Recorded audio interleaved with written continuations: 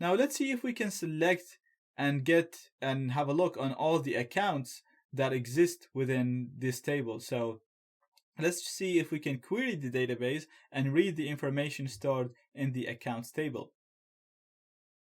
To do that, we're going to first need to know the column names of the columns that exist within this table. Because if you look at the way we're using our statement, we're doing union select column name from a table.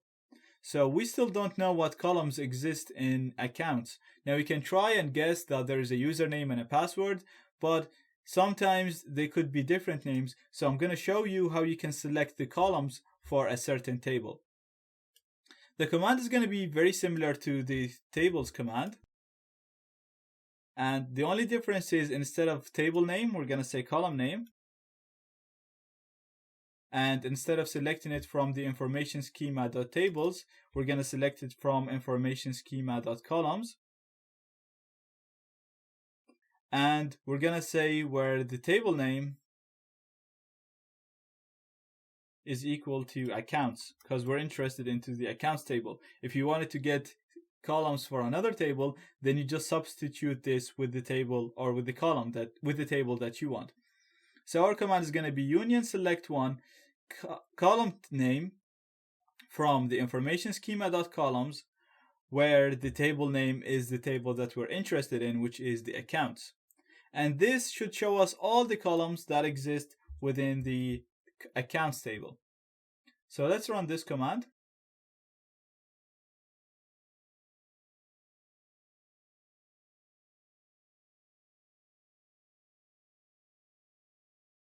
And perfect.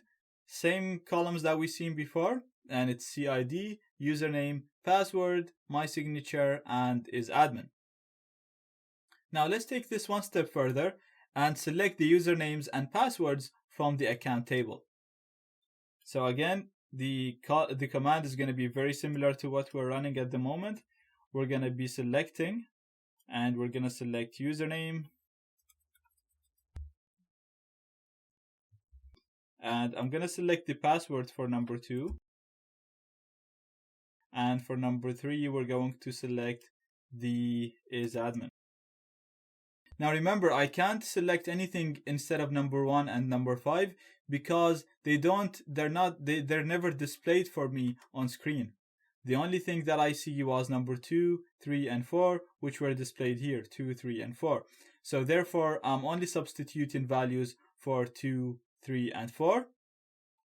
And we're going to select that from accounts.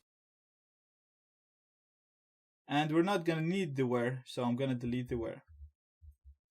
So very simple statement. We're selecting username, password, is admin from the accounts. And this should return all the usernames and passwords that exist within the current table, that exist in the accounts table.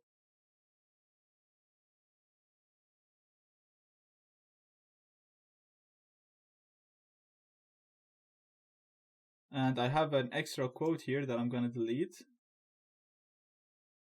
And as you can see, we got all the usernames and passwords. We have the admin and their password is admin pass.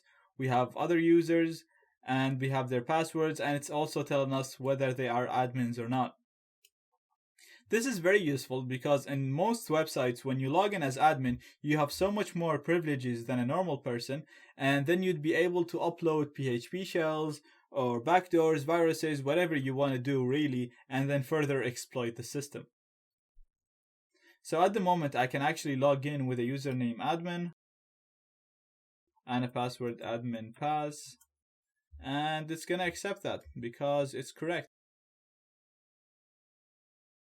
So no matter how complicated the password was, we're just going to be able to read it because we're reading it straight from the database.